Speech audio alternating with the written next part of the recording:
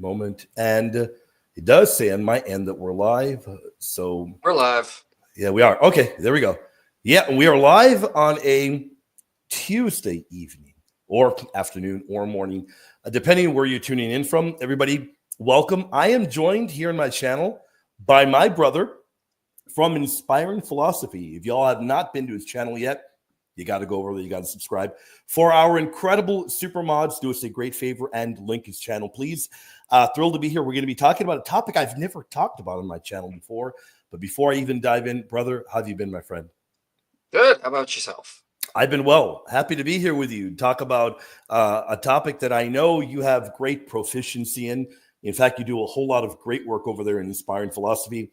Tons of great theistic work, great defense of the faith, great in apologetics. So yeah, I'm happy to be here with you. And I know you were at the evangelical conference not long back. You just got home. So I imagine you're a little bit tired. No, I slept a lot Sunday and Monday. Good. So now I'm pretty much back to normal, I think. Good. You're But, ready to rock and roll then. Yep.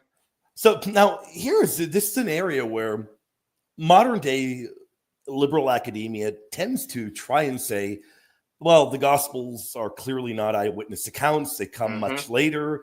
We don't even know who the authors are. We don't know the authorship.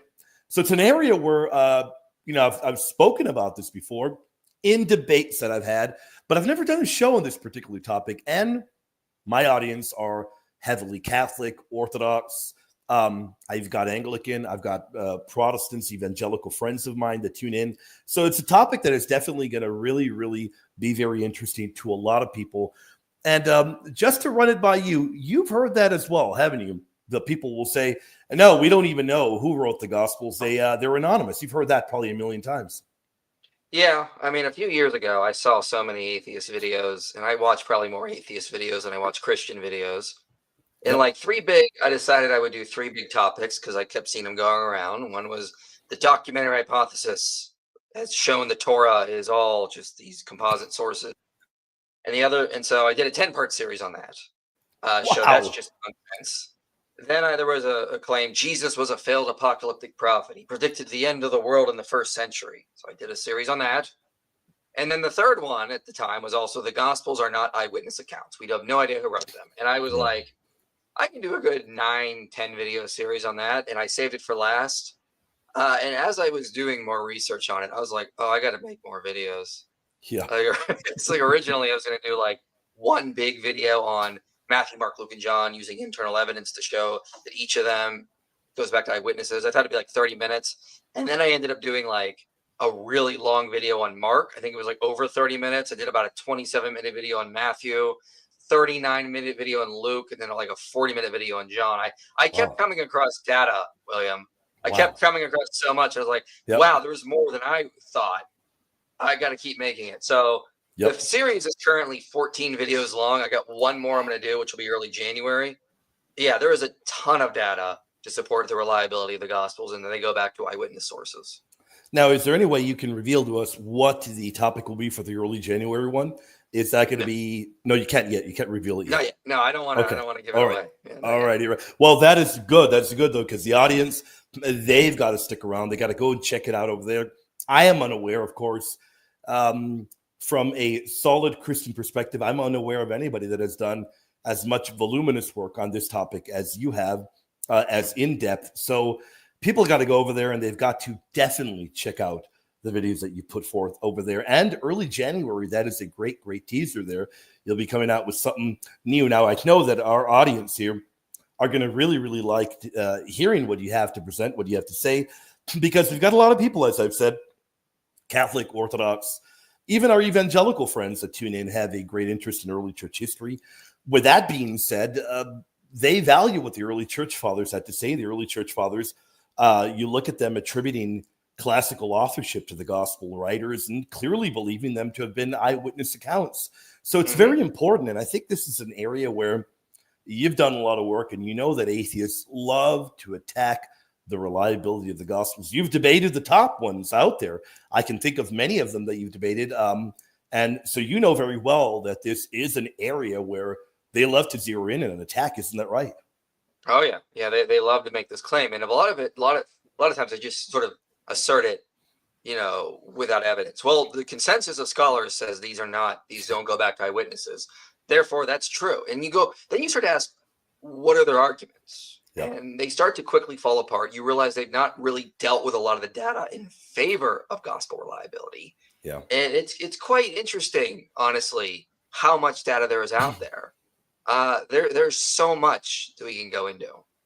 Yeah, no doubt. And the important thing is you are able to not only look at early church history, well, you dive into the text, of course, as well. You look into early church history, and then you also have your thumb on the academic world to see what kinds of arguments are being presented there. You're looking to see is this a coherent argument that I need to examine? So I think it's very helpful because today, even if we don't, and I've said this very often, even if we don't agree with what scholarship is putting out, it's very important to be aware of what is being said in academic scholarship so we can be aware, okay, well, these are the arguments that are being put forth. Do they have any points here? And so I think it's important that you're doing work in all those fields and reading. And, you got to read, right? You got to read. Oh, yeah. Oh, yeah. And there's a lot of scholars that have argued for gospel reliability. Yeah. There's a lot. And it's not, sure, it's critical scholars that just sort of say there's no evidence these go back to eyewitnesses, but there's a lot, they don't deal with a lot of the data that more conservative scholars have presented. Yeah. And yeah, there's a ton. So why don't you get us started? Let us, what have you got to lay out? I'm excited. The first thing we need to ask is, who, what, where, when, and why. Yeah. So the first question is what are the Gospels?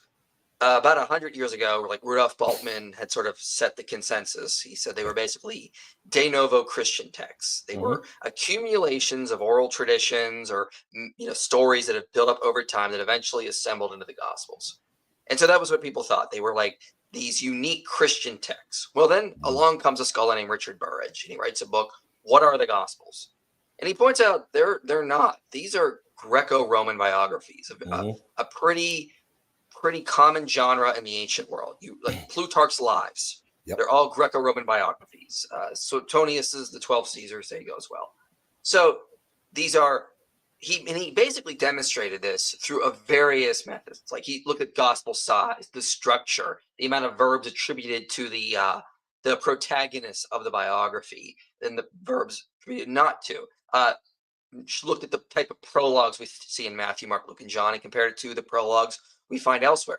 And in his book, he just goes through, feature after feature after feature, and he just shows, listen, these align quite well with the genre of Greco-Roman biographies. In fact, he had a background in classics, and he was going to sort of show they weren't biographies. That was his goal. So when he got into New Testament studies, he started doing that, and he started to realize, no, these definitely are. There's a lot of data here that confirms it.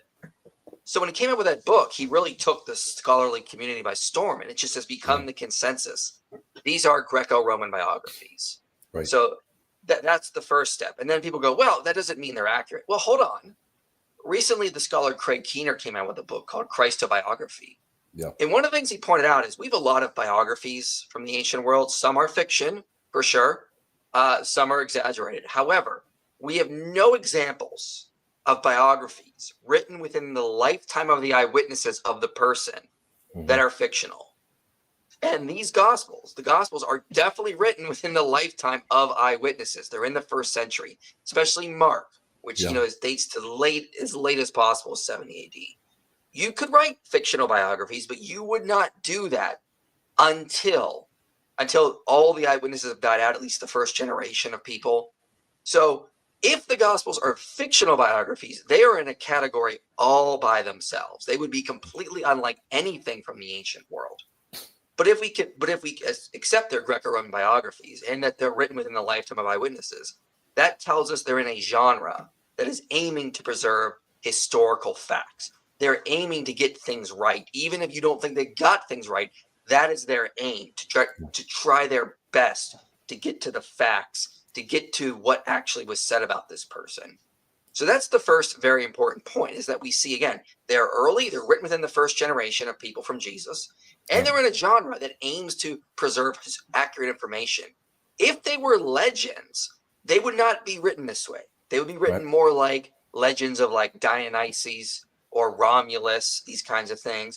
or they would have been written, a couple generations after. Like, we don't have the same problem that, the Muslims do with the biography of Muhammad or the Hadith. These are generations after the companions of Muhammad had died out. But the Gospels are written within that first generation. Relatively quite early. That is a very good point. And by the way, I love the scholar Craig Keener. He's fantastic. A very, very holy man, in my opinion, as well. Does fantastic work as well. These are very good points that you do bring up. And very clearly, in my estimation, from reading the Gospels, you can clearly tell that they are attempting to put forth information in that manner and in a biographical manner. Now, you get that as well. In particular, I agree with all the Gospels, but it sticks out to me when I read the Gospel of St. Luke as well. He is so meticulous in gathering information, in presenting information as a historian would do. And one thing that you clearly see in scholarship, and in particular, I can think of one particular author sticks out to me, the Reverend Dr. Booker, who's a great Eastern Orthodox scholar, points out how the testimonies preserved within St. Luke clearly are indicative of him writing in the style of Thucydides. He's clearly is reporting, he's working as a historian, and that is very evident. His whole mission there is to present things in as accurate a fashion as possible, in a meticulous fashion. And I think that really does say a whole lot for the Gospels. What would you think about that, brother? Yeah, I definitely would agree. The other thing to keep in mind is that common in ancient biographies, authors were encouraged to be fluid, little loose. You could change things. If like Mike Licona went through the Plutarch's lives and shows how much he contradicts himself in terms of like spotlighting people. But what's interesting with the Gospels is they don't do that at nearly as much. Like, they're far different. So scholars have noted that Matthew and Luke, who use Mark as a source, have more reverence for Mark than Josephus even had for the Old Testament. They change things very little, which is crazy, because if you actually look at the genre of ancient biographies, very rarely, or they're changing stuff all the time. This is who was here. This is who said this. That happens very little with the Gospels. So John Kloppenberger says, with so much pressure in favor of paraphrase and so common a conviction of its validity, it really does seem very strange that we find so much identical wording among our synoptic Gospels. So not only are they working in a genre to preserve history, not only are they written within the first generation of eyewitnesses, they're also preserving information and showing such reverence for their sources in ways that just the wider culture did not. They thought these were far more important to preserve what was actually in them than change. So we don't see evidence they were changing things or accepting traditions loosely. They were very much trying to stick with what they got. Now, that I find that to be a brilliant point that you make there, brother, in particular because I've done a lot of work in Josephus, and you're correct there. There are times where Josephus flat out utilizes different words and utilizes accounts that sound so different when he's quoting or hearkening to Genesis accounts.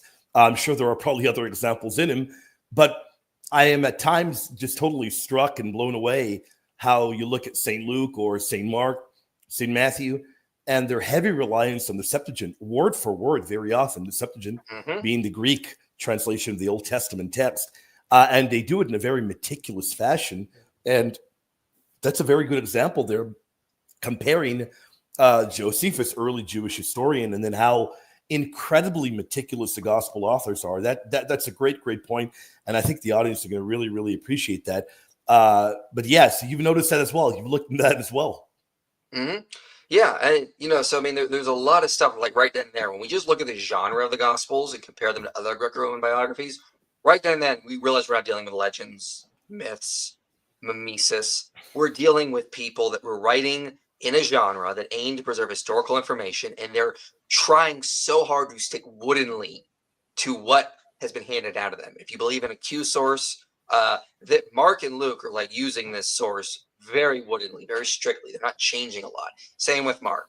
It's quite peculiar because in that culture, there was so much pressure to adapt, to change, to just sort of make it fit to your general audience. But these authors did not think they could do that. Yeah. Very, very good point there. That's a fantastic point there. Yeah. The next point is who wrote the Gospels? Yeah. And of course, we agree they're internally anonymous. They don't say inside the Right. text who wrote them. John does say, hey, I was an eyewitness, but he doesn't say who he is. Luke says he got his information from eyewitnesses. So typically the thing to then go to is well, that must mean they were anonymous documents. Well, Simon Gathercole, he wrote a really important paper called The Alleged Anonymity of the Canonical Gospels. And he points out most biographies from the ancient world were internally anonymous. Like very few were not. I think he found like maybe 2 or 3. The overwhelming majority were internally anonymous because it's because that's how you wrote in that genre. If you're writing like a history, you didn't have to be anonymous. If you were writing something else, like a letter, it didn't have to be anonymous. But biographies typically were internally anonymous. They were always identified with like a title or a tag, or they'd sign like at the back. So he goes through and he's like, okay, most of these biographies are anonymous. Why are we assuming the Gospels were not known? And then he looks at the external evidence. Yeah. Irenaeus, Tertullian, Papias, even some of the Gnostic documents all confirm over and over and over again that the Gospel authors are Matthew, Mark, Luke, and John. Yep. And if you want to compare this, Mike Licona looks at, for example, like Plutarch. He says the best source attesting Plutarch's authorship is the Lamprias Catalog, written more than a century and perhaps more than 2 centuries after Plutarch's death. Additionally, it is falsely attributed to Plutarch's son. Still, no one questions Plutarchian authorship. So, no one questions Plutarchian authorship. And we only have like one source, which doesn't even attribute it to Plutarch. It attributes to his son, written a century or 2 after. But when it comes to the Gospels, we have source after source after source in Asia Minor, North Africa, Italy, France, all agreeing the Gospel authors are Matthew, Mark, Luke, and John. Yeah. If this is some vast conspiracy, then it had to be a very early tradition, like from the 1st century, for it to spread around like that. Otherwise, the Gospel authorship should look like what we see with Hebrews. Different church fathers debating about who wrote it. Maybe it was Paul, maybe it wasn't. We're not sure. And then also admitting they don't know who the author is. But for the Gospel authors, they're all like, yeah, Matthew, Mark, Luke, and John. Clement in Egypt is saying it, Tertullian in North Africa, the Muratorian fragment. You have Papias over in Asia Minor. You have Irenaeus up in Lyons. Like, were they all texting each other to make sure they are all on the same page? Like, no, Yep. It's very likely that by the time they're interested in talking about Gospel authorship, because of, the Marcion nonsense, that they are like, oh, yeah, we've always known as Matthew, Mark, Luke, and John. Like, that's just given. Yeah. Those are very good points that you bring up there, because you've got early church fathers all around the globe. Papias, St. Irenaeus, as you mentioned, Tertullian, so many all around the world. You got North Africa, you got Lyon there. And yes, you're right there. And I can even think of later fathers. By the time you get to the time of St. Jerome, who's being very critical in examining the text, he holds to the traditional authorship, St. Augustine as well. But you do have that healthy debate early on as to the authorship of Hebrews. That is there for quite some time, but there is no debate on the authorship of the Gospels. So that's a very good point you bring up. And of course, you even get to the time where you mentioned the Marcionite nonsense. Yes, Marcion and his truncated canon. So very often after that, at that period and after, there would be the necessity to clarify these particular issues. And yeah, go ahead, brother. Go ahead. Well, I bring that up because skeptics will often say things like, well, this is late. Like, this could have been made up in the 2nd century. Right. Like, why did it take so long for the church fathers to discuss gospel authorship? Because they didn't need to. The reason why they started talking about the gospel authors was because Marcion tried to sneak in an anonymous gospel.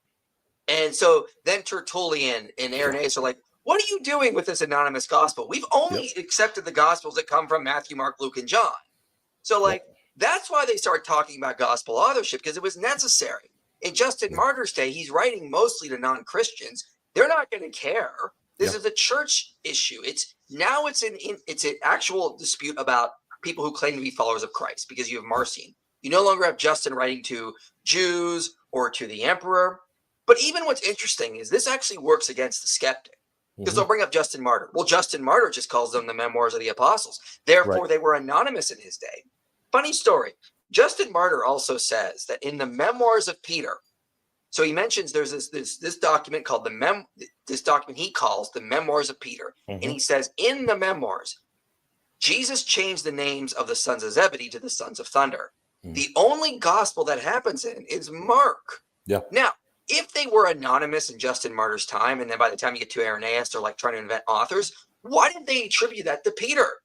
Yeah. Why attribute it to his like scribe or interpreter, Mark, who is someone who never met Jesus, according to Papias? Like, that would be like shooting yourself in the foot. Just say it's Peter. No, they went with Mark because that was the tradition handed down, and they unanimously agree. So even Justin Martyr implicitly confirms that the church tradition that Mark is the author, but it goes back to Peter, the same tradition we see show up in Tertullian, Irenaeus, and others. Yep. So they probably weren't anonymous in Justin's day. Otherwise, people would have started looking at Justin going, oh, no, this gospel must be Peter. It's got to be Peter, which is absurd. And then to invent Luke of all people? Luke? Like, okay, so a guy that travels with Paul is the gospel author, one of the main chief gospel authors. It can't be any of the 12 disciples, like Bartholomew.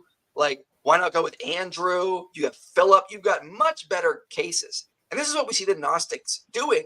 They're trying to push their heretical nonsense. And they say, oh, yeah, this came from Thomas. This came from Judas. Because they know they need some sort of authority behind to push their nonsense. But the church fathers didn't feel the need to when it comes to Mark and Luke. They're very much like, nope, these are who wrote them. You would never invent Mark or Luke, especially if you have Justin Martyr referring to it as the Memoirs of Peter. Yeah, no doubt. There's no way you would have just simply invented that. That clearly seems to be very, very early sacred tradition. And the testimony of it is rampant all around the world, all around the Christian world. So that is something that you have to really deal with. And I'm glad you bring that up because you do a lot of work, a lot of apologetics against atheists, the top ones out there. And you know very well that this is one of their favorite arguments. I've debated a lot of the atheists you've debated as well, and I hear this all the time to the point where it gets frustrating that they will repeat the very same arguments over and over, but they don't listen to the fact that we have responded, and they don't have a response to our rebuttal. They really don't, and I don't find it sufficient. I've heard this argument from figures like, of course, Matt Dillahunty, from John Loftus, from Price, and many other of the same company.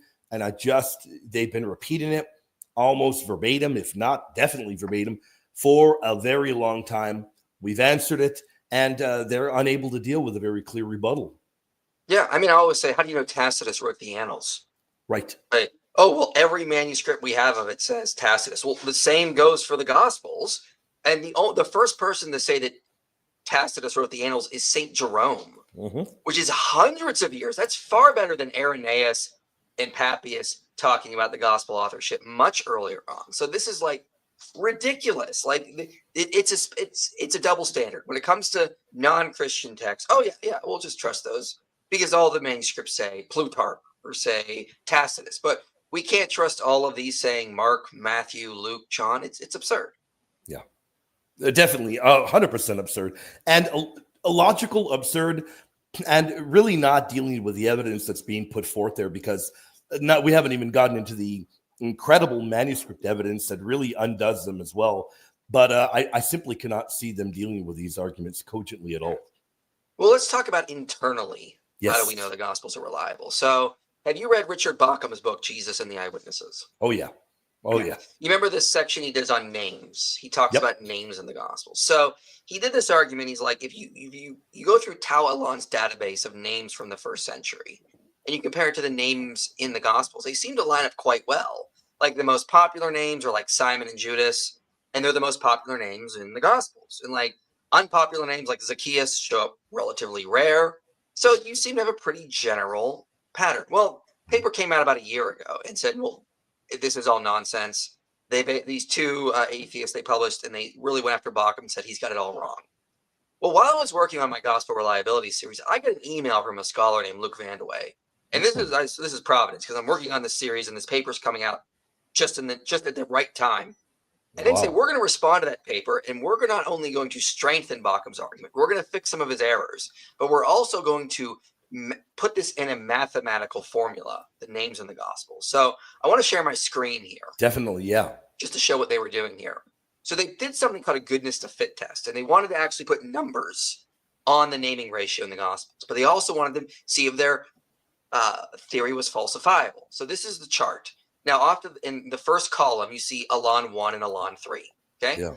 that's Elan 1 is the names in Tau Elan's database of names in Judea from the first century, or from early centuries. Okay. Elan 3 is the names of the Jewish diaspora from the same time.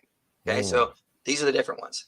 Now at the top, you have Gospels and Acts, Josephus, novels, Elan F1, and uniform. Okay, Yeah. so the way this works is they're going to look at the names in the Gospels and Acts, the names in Josephus. They're also going to do modern novels. Elan 1F, I believe, is I forget which one is each. It doesn't really matter, but the other two categories they use are they did a random sample of names. So they just did a random sample of names. Yeah. Then they also did Apocrypha Gospels. So they did a naming pattern in the Apocrypha Gospels. So modern novels, a random sample of names, and so modern novels like Ben-Hur and the Spear, a random sample in the Apocrypha Gospels. Okay, and what they're testing is they say basically like this: if you were to go through Judea in the first century, okay, what are the odds you would, if you asked 100 people their name, 100 men their name, what are the odds you would get this distribution and pattern of names? So if you take the Apocrypha Gospels, all the names in them, and you go through Jerusalem, for example, in like the time of Jesus, they note you have a 0% chance of like a 0.0000001 like 0.69% chance, like that's low of getting the naming pattern in Jerusalem from the first century. So these all these three categories over here, they're so low they have to be expressed with this mathematical formula, because it's like 0.0000. It's like 14 zeros and then 4 3. That's how low of a percentage it is. Wow. So extremely low. So the modern novels like Ben-Hur and The Spear, these people went to like libraries to research for these novels. They couldn't even get the right naming pattern. The Apocrypha Gospels from that time, they couldn't get the right naming pattern. So then we go to Josephus. Okay, so we just need to focus on Elan 1 because that's the naming pattern. Yeah. So Josephus gets a 6%. So if you were to go through Jerusalem in the first century and ask 100 men their name, there is a 6% chance you get the naming pattern in Josephus. Okay, that's considered pretty good for historical standards. Right. Now, Josephus uses a lot of more elite people, like upper class people, aristocrats. Yeah. So that's what he gets. What do you think the Gospels got? No idea. I can't wait to see them. Just guess a random number. I need you to guess. Any number. 2. 2%? Yeah. All right. Well, you're way off. The Gospels got 86%. My goodness. There's an 86% chance that if you go through Jerusalem in the first century, you're going to get the naming pattern of what you find in the Gospels. The statistician Jason Wilson, who wrote the paper, said in an email he was even surprised it was that high. This isn't just the numbers. This is just them running the numbers through the goodness of fit test. That's how high it was. And again, these other ones here had to be expressed with a mathematical notation because they were so low. They were 0% basically. So Josephus has a pretty good reliability structure, but the Gospels are incredibly reliable. Okay. Wow. And what's important to remember is when you're making up a novel or like the Apocrypha Gospels, which are fiction, okay, if the Gospels were fiction, their naming pattern should come out like them, because that's what you should get. Josephus, we know, did talk to some eyewitnesses, and the Gospels are far better than that. So the odds of them not being eyewitnesses are statistically much lower because of this. This is a very easy. This is what's really great about this paper. It's enormous. Is that it put forward a test where the Gospels could be falsified as fiction. Yeah. Yep. And it passed it with flying colors. It did not show that at all. Yeah, that is no. Saying that it passed it with flying colors, it smashed it with flying colors. That is incredible. And by the way, the only reason I threw out that number 2, I really had no clue. I thought it was going to be much lesser than that, but that is very impressive. That is that's massive. Yeah. What this tells us is that who was like when the Gospels were being written down, they were very likely getting their stuff from actual people on the ground who interacted with Jesus, who spoke to Jesus, who actually went through. And so these stories are probably reliable because the names attached to the stories, the names that are attached to the stories match the naming patterns we see from Judea in the first century. They didn't match and the gospel didn't even match the names of the Jews in the diaspora. So if like Mark is writing in Rome, or like Luke is writing in Rome, or like John is writing in Ephesus, they're still they're not just talking to the Jews of that area. They're very likely getting their names from actual Jews that lived in Judea from that time. So it's also important to note they didn't match the names of the diaspora. They matched the names of Judea from the time period. Yes, that's impressive. That's very, very impressive. So yeah, this is a very important study. Just came out in June, and it shows very clearly that the Gospels very likely do seem to in fact have eyewitness testimony of real people who had real names who interacted with Jesus. So internally, when Luke says he's getting his information from eyewitnesses, when John said he was an eyewitness, probably accurate. I mean, given this study itself. And by the way, the authors aren't done. They're actually going to put out some more stuff on like female names. So there's more stuff they're working on. I was about to ask you, is that study available freely online? Yes. Let me give you the title here. Yeah. Wonderful. So yeah, it just came out in June.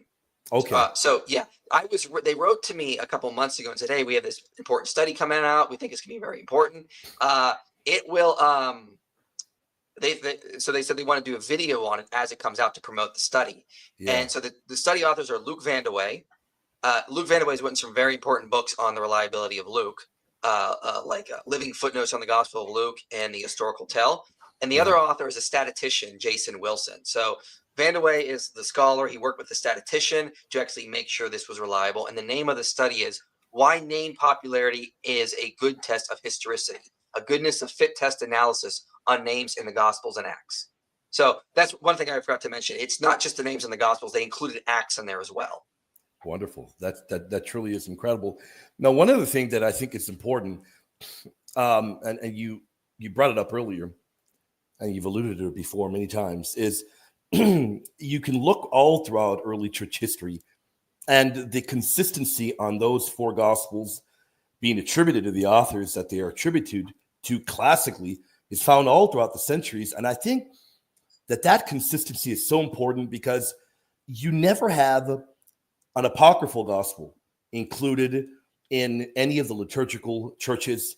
You're not going to find, let's say, now not even touching upon any of the Gnostic gospels, any of these other gospels that are very clearly pseudo gospels being utilized as an official gospel. You're never going to find that in any of the early church fathers, in any early church council.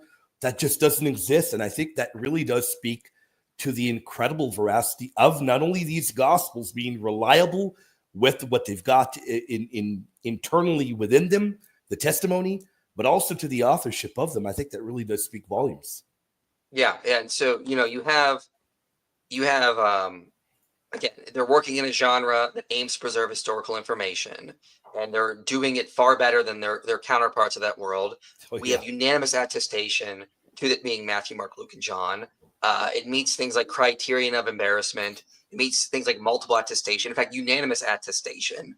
And again, it doesn't match the typical church tradition, because if it was anonymous, like Hebrews, they would have just treated it in the same way. They don't ever do that kind of thing. Yeah. So you have that. And then internal evidence. I mean, again, you have, like, if you look at Luke, for example, Luke does something very interesting, is that he uses a lot of Semitisms. In fact, sometimes when he gets material from Mark, he's adding Semitisms. Like, he is a Gentile. He doesn't know the language. So if you go through like his birth narrative, it's filled with Semitisms. If you go through other material, it's filled with Semitisms. But then when you go to Acts and you get to the we passages where he claims he's present, there's like no Semitisms. There's like none there. There's none in his prologue either. So why is he changing style so dramatically if he is not getting this stuff from actual Semitic speakers as he's traveling around with Paul, going to Jerusalem? There's a great time in Acts when he would have plenty of time to talk to eyewitnesses and gather information when Paul's in prison. Like, he had a great amount of time to gather all this great information. Then he goes off to Rome. He could have met Peter. He could have met Mark, and he'd be like, hey, this is a document I like. let me combine it with the traditions I was taught. Yeah. And so you could very easily see him doing something like that. Yeah, that's a very, very good point there. Now, I imagine you studied the manuscript history as well. I find that to be quite compelling as well in terms of providing great evidence for the authorship of these gospels as well. What are your thoughts on that? Yeah, I think they definitely help because again, we don't see any evidence of a gospel ever being anonymous. Every time Mhm. we have found an early manuscript where the title page is still there, it says Matthew, Mark, Luke, and John.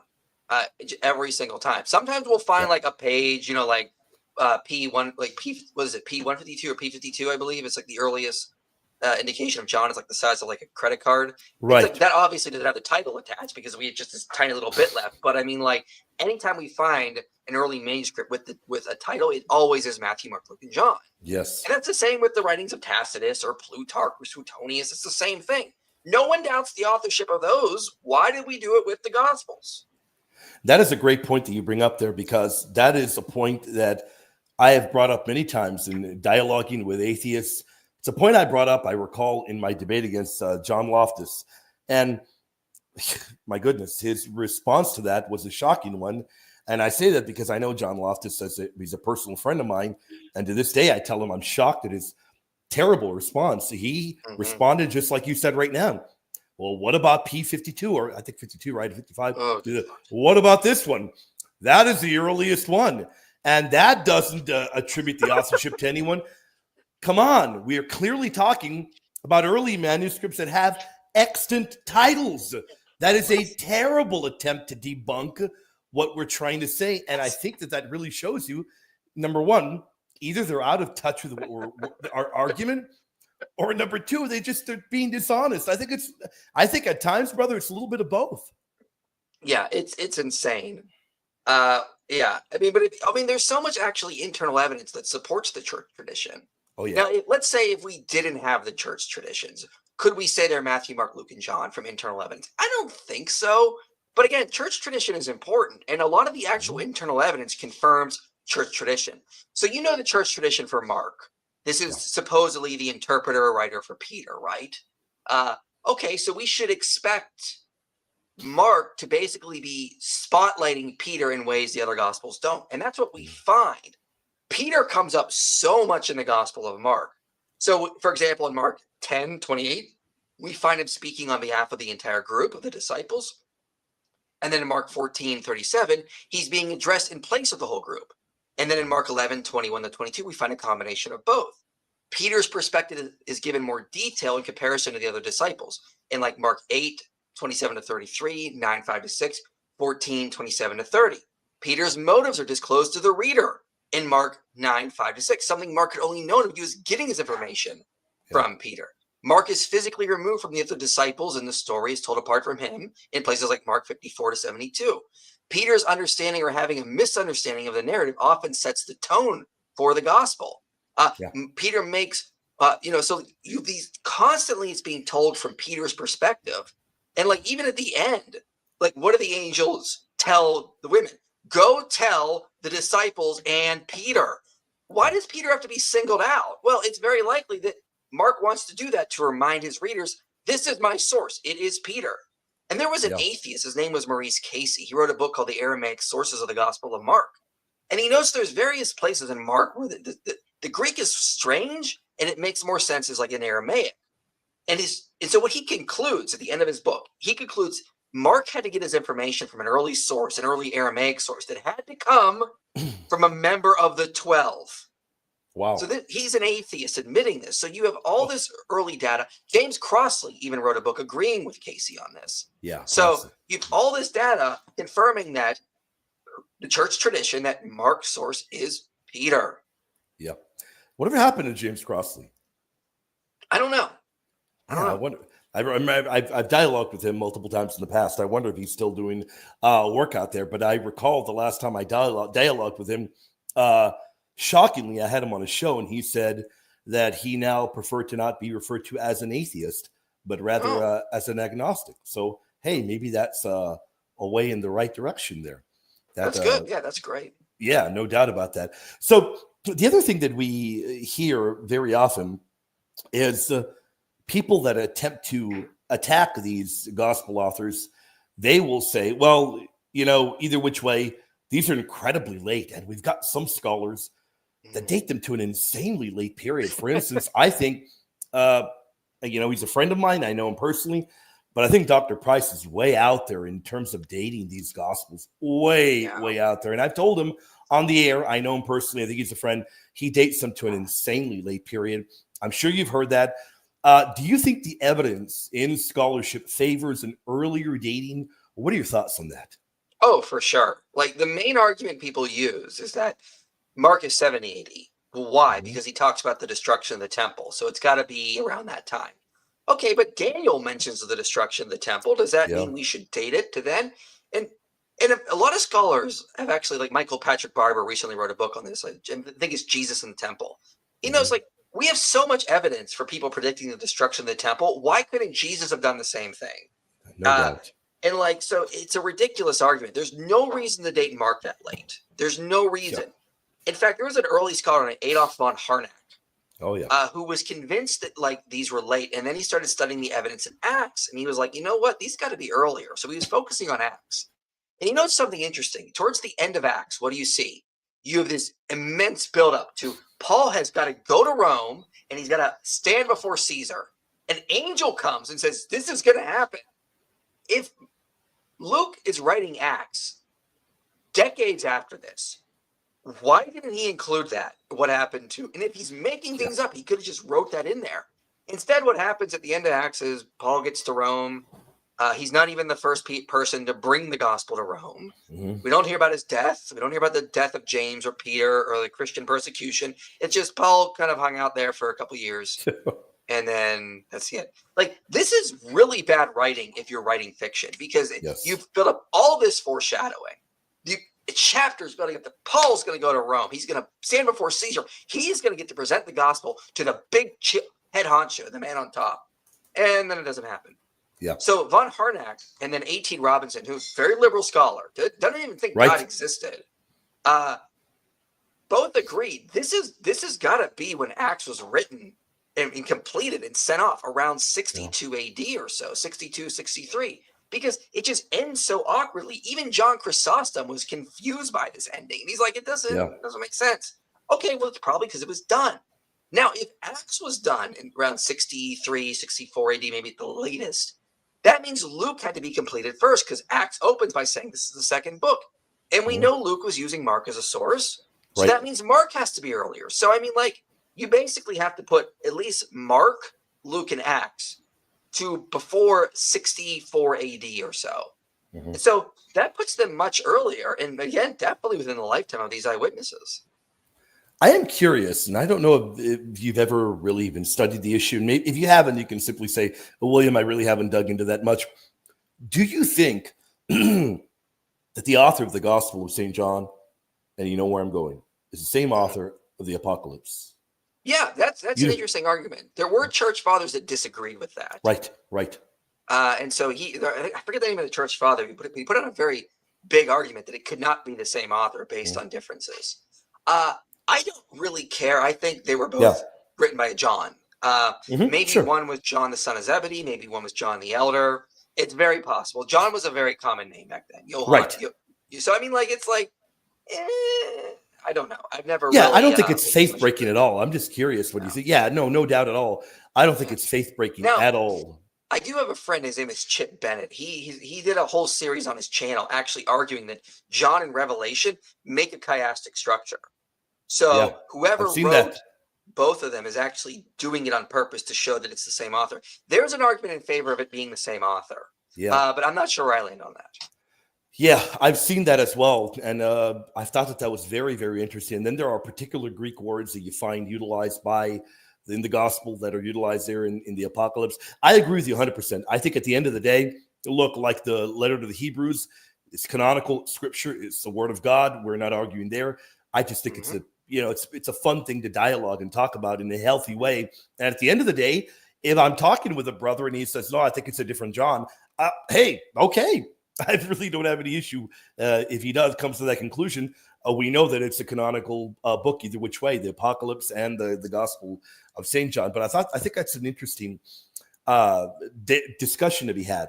Now, if the Gospels are biography accounts, which we agree there, then that really does say a whole lot when we move to the topic of the bodily resurrection, then, doesn't it? Oh, yeah, for sure. If these go back to Matthew, Mark, Luke, and John, then we have eyewitnesses and disciples of the eyewitnesses telling us the tomb was found empty. Eyewitnesses report it. And then we definitely have eyewitness accounts of the resurrection. And this nonsense you get from people like Ehrman that it's just Paul. Paul's the only source we can trust. No, that's not the case. We can trust John. We can trust that Matthew is reporting what was handed down. Now, people get upset with Matthew because they'll be like, why didn't Matthew use Mark as a source? Yeah. Okay, there are people that actually argue from a Matthean priority. I'm just going to take Markan priority for simplicity here. Why would he use Mark as a source? Because he's not going to contradict Peter. Listen, if I wrote a biography of my father and found out my mother wrote one, I would use that as a source for sure because she knows my father better. Peter is with Jesus at times that Matthew isn't, like at the Transfiguration, for example. The inner circle of James, John, and Peter witnessed things that the other disciples did not. So it would make sense for Matthew to want to use the Prince of the Apostles as a source for his gospel. And of course, if he gets a copy of Mark and he's like, hey, this is great, but we really need something that's going to help us with our witness to the Jews out here. This is more about the Gentiles. And I think Peter's doing great work, but let me just add some important aspects with regard to the scriptures and how Jesus fulfilled them and include that in here to make this a gospel we can use to preach to the Jews. And when you go through Matthew, you get indications that once again, this is coming from someone who had a lot of knowledge of tax collectors and monetary issues. No doubt. Yeah. Yep. He knows coinage better than anyone else. Yeah. Like he knows, for example, he uses the proper term for 4 drachma equaling a stater in Matthew 17. Yep. He knows that the smallest coin of all that we translate as penny, he knows the proper name for that in Matthew 5:26. Denarii, right? Again, no, that's not it. No, that's I don't remember. What was that? Quadrantus or something like that. Okay, my bad. Okay. He knows that again. That 2 sparrows are sold for an assertion in Matthew 10. He knows so much about debts, loans. So J. Williams wrote in his book, Can We Trust the Gospels? Like he's the only one who's mentioning debt at the amount he's doing. He's the one who's mentioning money. He's getting the proper terms for coinage. Like whereas like the other Gospels, when it talks about him holding up the coin rendered to Caesar, the things that are Caesar's, they're using a very general term. Matthew's using a very specific term that was used for that. Yeah. And so he is just getting all of this stuff right. It's very interesting that if this was written by Matthew the tax collector, this would be the gospel because it's so interested in monetary issues. And the author probably knew Hebrew, as Dale Allison, W.D. Davies have noted, which again matches church tradition that this was in Hebrew. Yeah, they noted quite extensively in their 3-part commentary. In fact, funny story. So about a year or so ago, I made the point that Matthew knew Hebrew, and I was responding to Bart Ehrman, and so it pissed off the atheist community. So they were like, they got Ehrman back on like a channel to respond to me, and he was like, "This guy doesn't know what he's talking about. If he wants to do serious scholarship, he should read the Davies and Allison commentary." So I came back on my channel with a scholar friend of mine, Stephen Boyce. And I just put quote after quote from the Davies and Allison commentary, them saying over and over again, yes, Matthew knew Hebrew. Yes, he clearly knew Hebrew. Yes, he clearly knew Hebrew. So, I'll use your own commentary to show I'm right. Yes, Matthew did know Hebrew. I know Boyce very well. I also know his close friend, Jonathan Sheffield. Yeah. They both do fantastic work. Now, I think I have an idea of the channel that put that out, that hosted him. You get a lot of this kind of stuff being put out, and a lot of arguments that I don't think hold up at all. I really simply don't think hold up. But Bart Ehrman, very interesting. Now, let me ask you, I'm curious, on your channel, do you deal with a lot of Bart Ehrman's claims? In my series on alleged biblical errors and supposed Bible contradictions. So I've got a bunch of videos dealing with like Bible contradictions he has brought up. Gotcha. And dealing with how like ridiculous they are. I mean, like the whole like Abiathar thing and as Yeah. well. So I mean, like that kind of stuff. One thing that I have found interesting, and I don't know if you've looked into it, you probably have though, is that not a lot of people do work in the medieval fathers. Now, I'm not calling them church fathers. The medieval fathers, you go into the medieval era, you get to the time of the Glossa Ordinaria and beyond. And I have always been fascinated that even when you get people attempting to be very, very critical, they remain on the same page as the early church fathers in attributing this authorship to the gospel authors that we believe, Matthew, Mark, Luke, and John. And you have that laid out very clearly as well in the Glossa Ordinaria and beyond. If you know off the top of your head, when is the first, and if you don't know, that's fine, when is the first time that we actually encounter somebody in the Christian world, if you will, denying the authorship? Is it rather late? So the first one to ever question gospel authorships is a man you'll know as soon as I say it. His name is Faustus. Okay, the Manichaean. And Augustine tears him a new one, saying this must have been said in ignorance. He's like, don't we know how do we know that like the works attributed to Plato go back to him? This is Augustine's argument. How do we know the works attributed to Herodotus go back to him? An unbroken chain that goes back to these authors. And he says the same thing is for the Gospels. He's using the same arguments we use. And ironically, Faustus is using the same bad arguments modern skeptics use. Like, listen, we're not going to doubt that Plato wrote the works attributed to him because we have this unbroken chain going back to him. Same with Josephus, same with Tacitus, same with Suetonius. So yeah, the first person to ever really doubt this is Faustus. What's interesting earlier is if you have Celsus. Celsus quotes is like really attacking Christianity. And what does he do? He ends his work by saying, I could have said many other things about Christianity, but I chose these things from your own gospels to wound you with your words. And what does he quote from? Matthew, Mark, Luke, and John. He doesn't quote from Thomas. He doesn't quote from the Gospel of Mary. He quotes from Matthew, Mark, Luke, and John. So it's ironic. One of the greatest Christian opponents has actually put forward an argument to show that what were the Gospels that Christians were using? Matthew, Mark, Luke, and John. Mm-hmm. That's a great point. That's a really, really good point. Now, have you ever debated the reliability of the Gospels? You debate a lot of topics. Something might be in the works, but I can't say. And it would be a big debate if he agrees. So. Oh wow! You can't give us even a hint. No, I will not. Okay. I don't want it to like let's say I say it. Go back to him, and he's not agreed yet. It's just going to look bad on me. Gotcha. And so until that happens, but it would be modern day debates trying to set it up, and he wants to do a big event at a university somewhere. And so it's fingers crossed. Amen to that. Well, brother, you let me know if you have anything else to present. If not, we can take a few questions if that's okay with you. Yeah, the only other thing I would say is when you get to Luke, for example, Luke is actually really replete in medical knowledge. Oh, so there's been some pushback on it saying, well, no, not really. There was a guy about 100 years ago that said this is not good. But then more recently, some scholars have said, no, it's not just about medical terms. It's how Luke is using them and the phrases he is using. And he's using language that only shows up in medical literature. And again, it's not just a list you just can't go through Luke and list out medical terms. That was a problem that Hobart did earlier on. It's about the phrasing, how he's using them, where he's using them. Whoever wrote Luke was very much interested in medical language. And John of all the Gospels is the most vivid in detail. He's mentioning things like I didn't realize this until a couple of years ago, but the only reason we know they laid down palm branches for Jesus is because John says palm branches. The other Gospels don't get that specific. John is getting so specific in details. And so there's a really interesting thing that John does. You know, when he says blood and water came out of Jesus' side. Yeah. Now, I was researching this for my debate with the Ahmadi last year on if Jesus died on the cross, because he was going to argue that nonsense, the swoon theory. Mm-hmm. And they always use this as like, oh, blood and water came out. That means the heart must have been beating because it was, typically the blood congeals. Yep. And so you wouldn't have that. And so what's interesting is Origen agreed with that. He said, blood should congeal. This has to be a miracle. Wow. And even what's interesting is, and John seems to think that as well, because he interrupts the narrative to say, he who saw this bore witness. Like, he's got to interrupt the narrative of John 19 to say, no, trust me, guys, I saw this. I know it doesn't sound right because we know blood congeals, but I saw blood and water come out.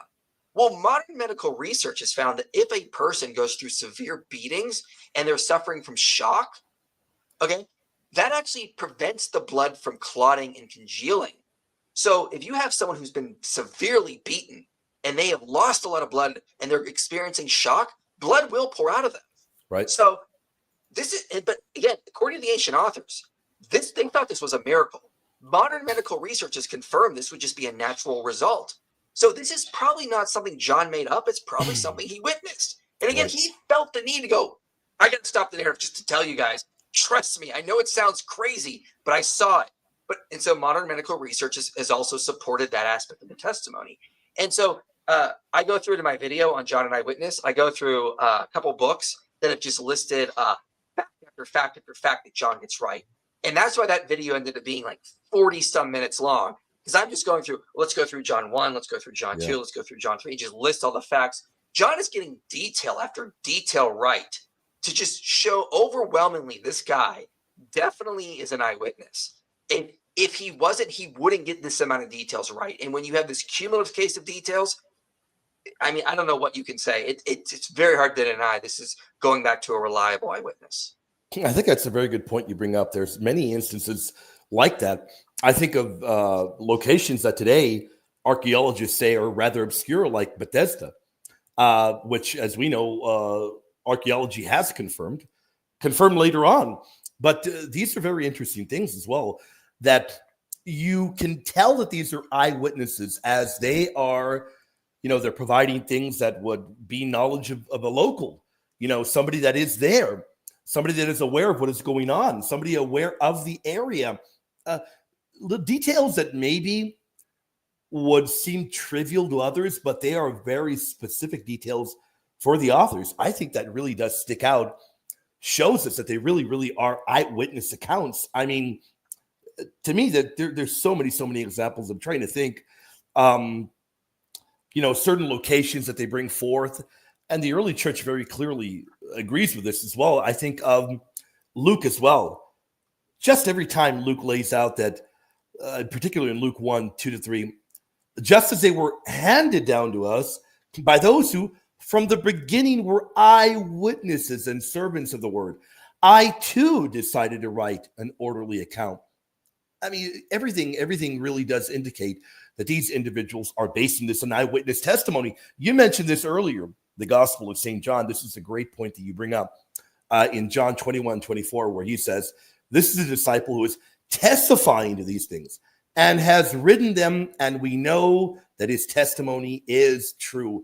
Well, what do we have in the gospel? We have intimate firsthand knowledge of private discourses as well that very clearly point to the fact that he would have had to have been an eyewitness to be privy to these details, including emotional details as well. I think of in the Gospel of St. John, I'm not sure where, I don't remember on the top of my head, but Christ weeping at the tomb of Lazarus. These are intimate details that really show us, hey, this is internal evidence of eyewitness testimony. What are your thoughts on that? Yeah, he's very vivid, and he's doing that kind of stuff, and he's doing things that it would be very unlikely for him to make up, like Jesus weeping. I mean, one of the main points that even Urban admits is that John is trying to show us that Jesus is divine. Yeah. So why would he highlight things of his human nature? Yeah. If you really want to show that he's divine to deal with heresy, it's happening in like the 90s or 80s. Yeah. So he goes into such exorbitant detail. He even mentions like that his brothers didn't believe in him, and I believe John 7. And it's like these kind of things like you wouldn't expect to do if you're doing an apologetic, if you're trying to convince, because you're giving your opponents of the day ammunition you can use against you. John doesn't care. John wants to give you the facts. And so like, I don't know what to tell people. There's just so much evidence here that we can use, and they'll bring up contradictions. They'll be like, what about the contradictions? Well, read Mike Lacona's work. I mean, like or you can read, Lydia McGrew, that you can harmonize these, or you can employ literary devices. It's not hard to do either. There's very good harmonization. My general preference is this. If I can harmonize them, I give preference to that. If I feel like I'm straining credulity in doing that, I'll employ another device. But I mean, like, there's a lot of like, they'll try to bring up well, John says Jesus cleansed the temple early, and then Mark and Matthew and Luke say cleanse the lake. Well, maybe he did it twice. Like, Have you ever go thought about figure. that? Have you ever thought Yeah. about that? Yep. Yeah, and like, well, how many women went to the tomb? Well, none of them say these are the only women that went to the tomb. I mean, like, 100%. 100%. we know, we go through Plutarch's lives. He spots like people all the time. Like, he'll say like this group of people went to talk to Cicero, and then in another biography he'll say like this one guy went to talk to Cicero.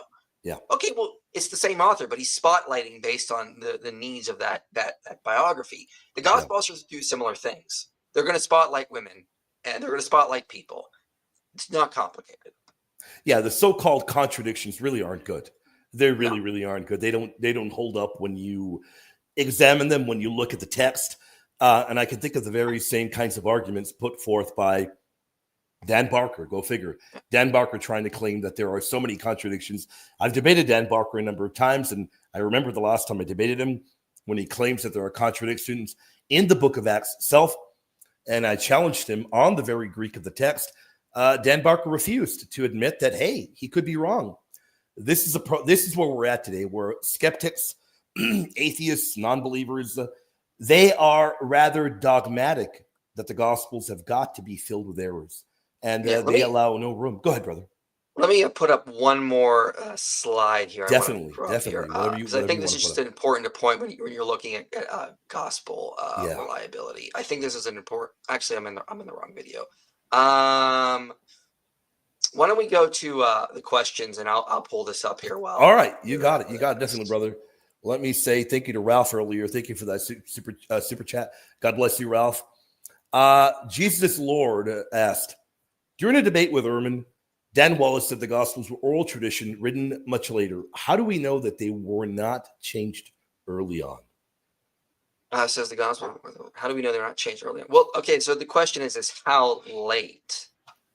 So, I mean, if they're being written down by the time of 60s, that's like 30 years, and you're being written by men who've spent their lives preaching this. So Happiest says that, Mark basically wrote down the preaching of Peter, and Peter would adapt his preaching. So you have a guy who's going around preaching this message all the time. These were some of the most dramatic events of his life. So he's going to remember them. And if he's spending his life constantly talking about it, it's very likely he's going to remember the very things that, that he's been talking about constantly. Like we have like people who've written biographies about their time in like World War II, like very, very important events. And we like, you look at things like Band of Brothers, for example, where they corroborate each other's stories. Well, World War II was so significant. It's not like your average daily things where you're going to forget what you had for breakfast 3 weeks ago on a Tuesday. That's just a mundane thing. When you have something like, incredible happening in front of you, you're more likely to retain that. So as part of the Gospel Reliability series, I have 2 videos on memory itself, and I go through studies of memory, and I just show like, typically you people tend to think we're not going to have good memories, but when it comes to like unique events, memory is actually quite reliable. Some studies have shown it can have 80% accuracy for long periods after that. So when you have these life-changing memories, okay, you're very likely to retain that information for a long period of time. Given what happened with Jesus, it's very likely it's the same thing. And given they were constantly rehearsing and preaching this for a while, it's very likely they were going to have accurate information. So there's that as well. And in another video, I talk about a video titled The Hidden Gospel. I go through and I show Paul actually confirms the gospel story in a lot of ways, and gospel traditions, gospel teachings. So he's corroborating a lot of the evidence we have in the gospels as well. And people have sort of missed it because he's not quoting it verbatim. He's probably quoting the oral tradition in his day.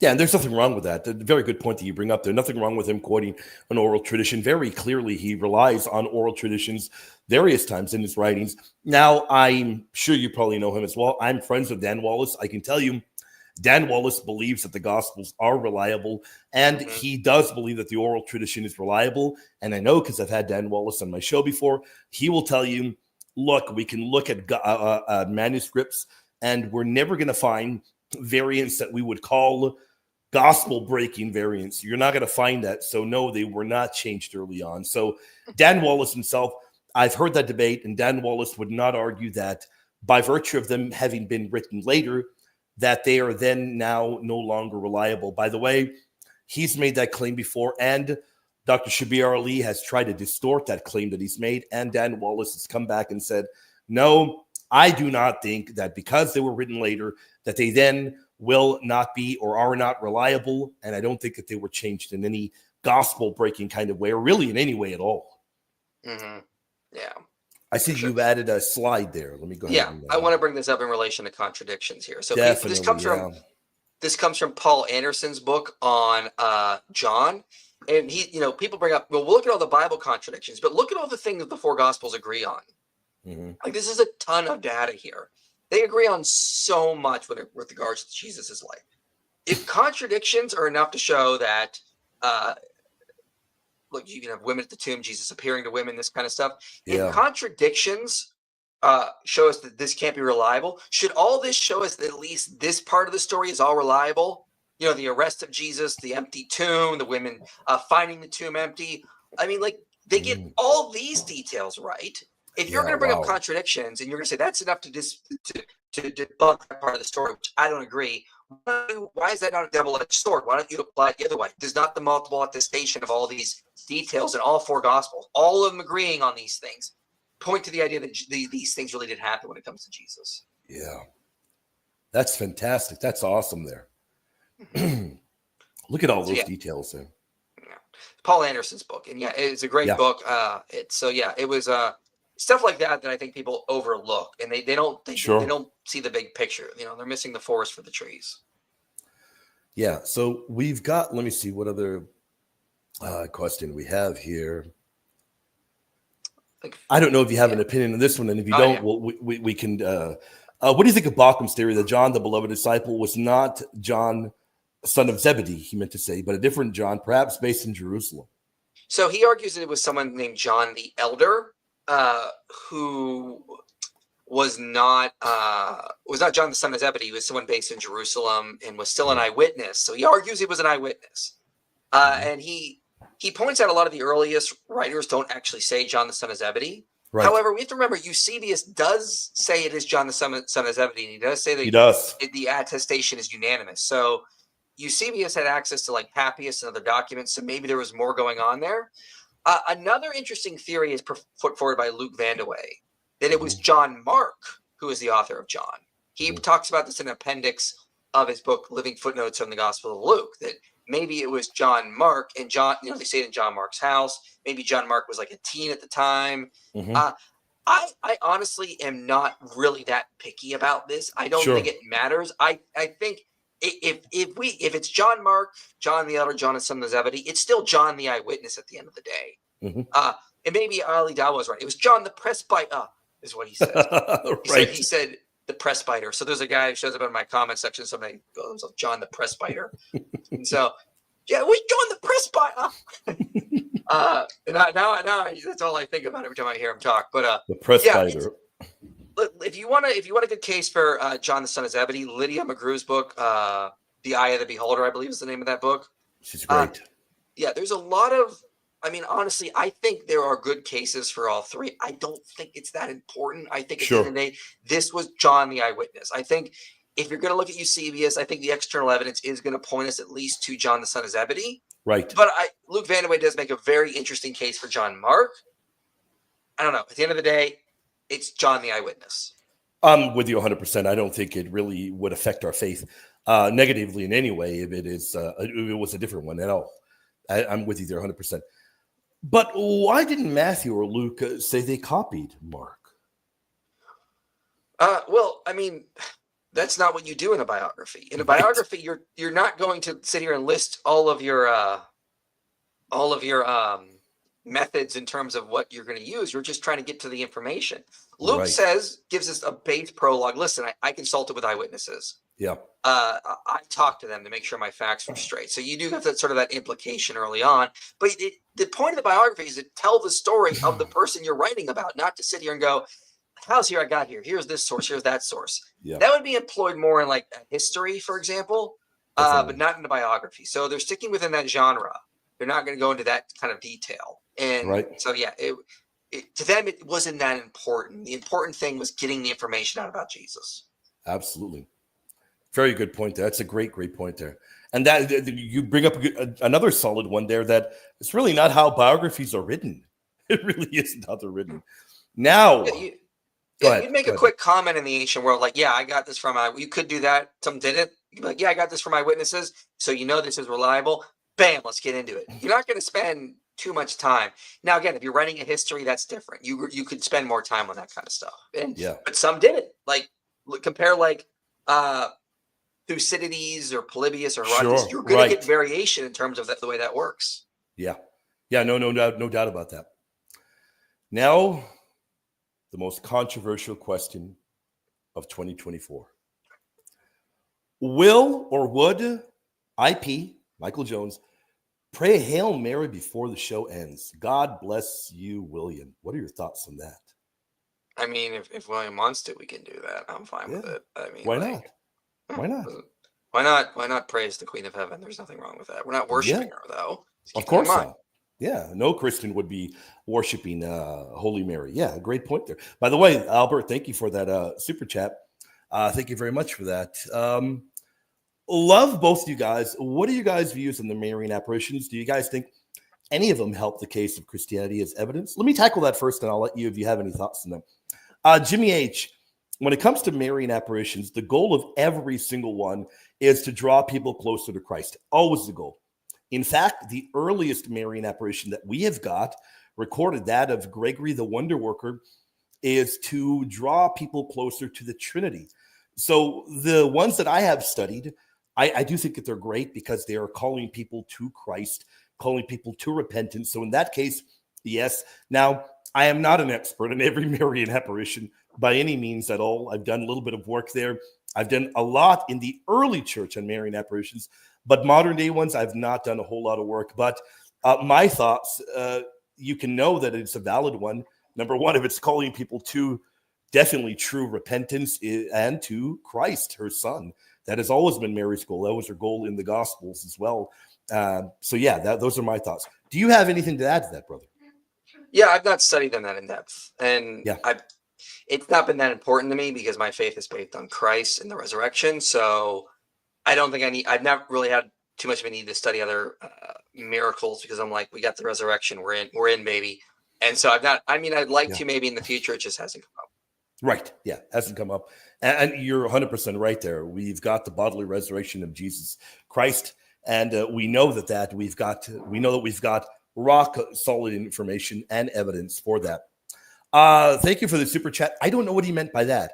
He said that during when you were presenting something. I don't know what he was referring to. I think he's referring to the Gospels. So maybe saying Okay. Tim Keller dates him to the. Look, I love Tim Keller. He was very influential on my spiritual growth and shaping some theology of mine. I don't agree with his Calvinism, but I mean, a lot of other theology that he's put forward, I really, really resonated with. But this is just not accurate. And this is why, this is not his specialty. He's talking outside of his Right. specialty. So his specialty is theology. I think his stuff on hell, very pivotal and for me as well. A lot of stuff he's put out, very pivotal. So yeah, great in some areas, just don't agree with him here. Gotcha. Great answer. Very good answer. Now, I'm glad that this question was asked. Thank you for super chat. Jesus is Lord. Can we trust Papine's words? And I imagine he was trying to finish the sentence by saying he said some crazy things. Yeah, yes, we can. So I'm trying to remember the name of the book on him. There was a recent book that came out. Oh yeah, by Stephen Carlson. So later, we don't have any of his original writings. And so what we have is like quotations. And so there's one that's been attributed to Papias where he talks about some tradition about Judas like bloating up and being filled with like fat and worms, and then he explodes. And it's a weird tradition. Well, Stephen Carlson in his book Papias of Hierapolis notes this is not actually a tradition that came from Papias. This is a later tradition, and the author had combined it with something Papias had said. And so people just assumed it was an extended quote of Papias when it wasn't. Right. So probably not. The other thing people bring up is that Eusebius says he's like a simple man or a man of simple learning, something of that nature, but not because of this. It's because he had a different view on eschatology than Eusebius did. So he attacks Papias for that, but he thought Papias was useful when talking about gospel authorship. So that's different. You just can't assume that Eusebius meant that for everything. Why is he citing him for gospel authorship? He just doesn't agree with him on his eschatology. So no, I don't think Papias says that crazy stuff. And again, you can check out Stephen Carlson's book, Papias of Heropolis. I completely agree with you. I completely agree. I don't think he says crazy stuff. Yeah, I'm with you there. You can definitely trust him in that regard. Now, this is a fantastic question. Can we ever expect any debate? Maybe not on that topic, but is it possible that there'll ever be an IP versus Bart Ehrman debate? Yeah, it's possible. Oh, it's possible. That would be great. Now, that would be a debate that I definitely would not mind traveling to if it would be in person. That'd be great. We got to meet up one day, brother. We're gonna meet up one day for sure. You gotta come to the ETS. I do. I was there. Why did we not meet up? I was there last year or 2 years San ago. Antonio. Yeah. When it went to Texas. Yeah, I was there. You were there, really? I was there. Yeah. Why did I not run into you there? I don't know. You gotta. I'm short. I'm like 5'8", so I hide in the crowd. Hard to find me. I was there with Sam. We were there. I didn't even see Sam last year. Really? You might have. Maybe I did.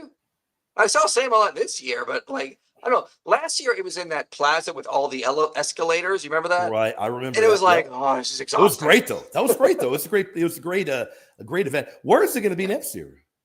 So next year it's in Boston. Then it's in Denver. Then it's in DC. Then Boston again, and then finally in 2030 it's back in San Antonio where it's warm again. Wow. This is gonna be a while, so yeah. So I'm definitely gonna. It'll be cold next year then when they have it. Yeah, the next four places are all cold. Boston, Denver, DC, Boston. I am not happy because I'm from Tucson, Arizona. Yeah, I agree with Georgina. San Antonio is the coolest. Yeah, no doubt about that. I got a hotel right on the Riverwalk, and I woke up every morning and did a walk around just for the fun of it before I even went because I tend to be more of an early person. Oh, yeah, no doubt. So you got a good question here. This is a good one. Can we know if the brother IP holds to Markan or to Matthean priority? Yeah, I read Davies and Allison's commentary on Matthew, and they make a pretty good case for Markan priority. Just a lot of the stuff you see, it make more sense to go from Mark to Matthew. And again, I don't see that as a problem. In fact, if you read Papias seems to suggest Mark came first because he talks about Mark, then Matthew. Yeah.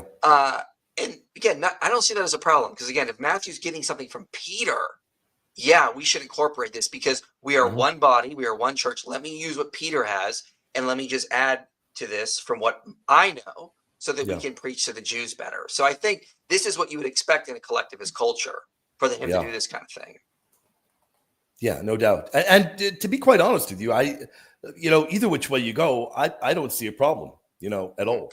Yeah, and even the early church fathers they didn't agree on who wrote first. So you have Irenaeus going, it's Matthew, Mark, Luke, and John. But Clement of Alexandria actually says that Matthew and Luke came before Mark.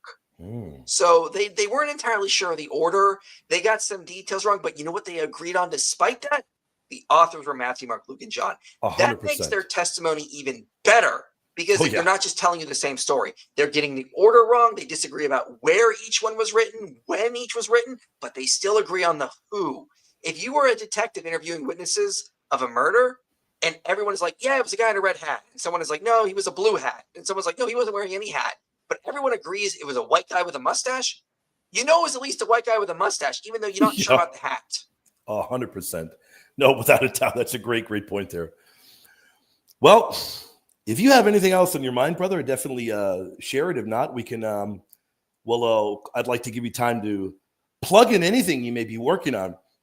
Plug in a webpage, your channel, anything you got in your mind, and then we'll close it with prayer. We promise the audience we'll close it with prayer afterwards. Yeah, I mean, I'd love to debate Ehrman. He's my new white whale. My old white whale was Phil Zuckerman, who is a sociologist, and I just got to debate him. That's up on my channel now. I just uploaded it a few weeks ago. You should go. People should go watch that. If you want to go to debate where I was pretty proud of, you go to that one. I gotta go look at that. Yeah, it was what's better for humanity, Christianity or secularism, and he was not prepared. Yeah, I have heard that it was a total wipeout. I've heard you did fantastic. Yeah, I had to even correct him on some stuff in his own field, which I was kind of ashamed of because I was like, dude, come on, this is your field. You should know what a bivariate analysis is. But up on my channel, when I finish the Gospel Reliability series, I'm going to be doing a couple of videos on dating the Pentateuch to be quite early. Wow. Yeah, I'm throwing down the gauntlet on that because that's controversial. And then after that, I'm gonna do a series on all the benefits Christianity has given us. So I'm gonna do a video how Christianity ended slavery, how Christianity saved children from abuse. And I mean, you read some of the stuff that the ancient Greeks and Romans did to children, and it will make the hair on the back of your neck stand up. And what Christians did for them is just it's Abominable stuff. what Done. Christians did is they should be Yeah. given medals. I mean, it's 100%. incredible. I mean, so I'll be doing a whole series on like Christianity ending slavery, Yeah. saving children, creating human rights, creating science, just all the benefits like that Christianity is given that we don't know about. So that's a series Yeah. I'm going to be starting this summer. And those are very good points. Done shows before with a fantastic Christian woman, very pro-life Chloe, where she has put forth a great argument, and we can both agree to that from the very beginning, the church has been pro-life. Saving babies from the very, very beginning of the church has been pro-life, and that is such a wonderful, wonderful testimony to the witness of Jesus Christ there. And yes, you're right about that. Some of the stuff done to babies was just downright abominable by early haters of the Lord, I would say. But we also have early evidence that the early Christians were saving babies left and right, and with that we have got plenty of evidence, even from hostile witnesses. We've got evidence of that. Isn't that right, brother? Right. Yeah. It's the typical. I mean, children were just used for sex in the ancient world. I mean, it's really unfortunate. And Christians were like, not anymore. Now that we're in charge, this is stopping. And like it's incredible. Like children were thrown in sewer pipes. They were left out for exposure. And then if they were lucky, someone would come by, rescue the baby so they could be raised as a slave or a prostitute. Yeah. And then Christians were like, nope, they're going to orphanages. They're going to be brought into the congregation, be treated as full members to glorify God, being treated as individuals, not going to be used for sex, not going to be used as property, this kind of stuff. And they really changed the world in ways people just do not know about. Wow. Amazing there. Well, brother, if you have anything else, have you plugged your platform where people can find you at? Yeah, you can follow me on youtube.com/inspiring philosophy. That's where I do most of my stuff. I do shorts on Instagram, TikTok, Twitter by the same handle. You can find me there, and I will post a lot of shorts there. But yeah, I do a lot of different live streams, videos, documentary styles, that kind of stuff. You're done for the year already, debating, right? You're done until 2025. Okay. Yeah, I think so. I will be on a pretty big podcast early in January, which I'll be announcing. Pretty excited about that. Yeah. You can't say which one yet. They've not announced it. I don't like announcing things before the host announces it. But yeah, it's a pretty big political podcast. I will say that. Awesome. It's not Joe Rogan, if that's what people think. I wish, but it's not. We got to get you on Pints with Aquinas one of these days. I got to reach out to Matt. I've been on Pints with Aquinas. My goodness, I'm embarrassed. I didn't know. You have? Okay. He flew me in. I was in Steubenville. I saw the studio. I was there. It's awesome, isn't it? Yeah. That's great. I had no idea you'd been on with Matt already. I didn't know that. Oh, yeah. Yeah. To my shame. I should have known better. Well, brother, I promised the audience, so we'll close it out. We'll pray together, but we'll do an Our Father as well, and we'll do a Hail Mary. But before we pray, I will say, thank you, Lord, for allowing me to gather together with a brother here. Incredible brother. He's a fantastic witness to the Christian faith, near and dear friend of mine, and he will not be a stranger to this channel. Loved having him on. Lord, thank you for allowing us to gather, and we'll close with Our Father, who art in heaven. Hallowed be thy name, thy kingdom come. Thy will be done on earth as it is in heaven. Give us this day our daily bread, and forgive us our trespasses as we forgive those who trespass against us. And lead us not into temptation, but deliver us from evil. Hail Mary, full of grace, the Lord is with thee. Blessed are you among women. Blessed is the fruit of thy womb, Jesus. Holy Mary, Mother of God, pray for us sinners now, the hour of our death. Amen. The Father, Son, and Holy Spirit. Amen. God bless you, brother. Thank you for being on. Look forward to having you back on again. My channel is your channel. Anytime, brother. You are always welcome here. Thank you for joining me, brother. God bless you, brother. All right. Appreciate it. Thanks.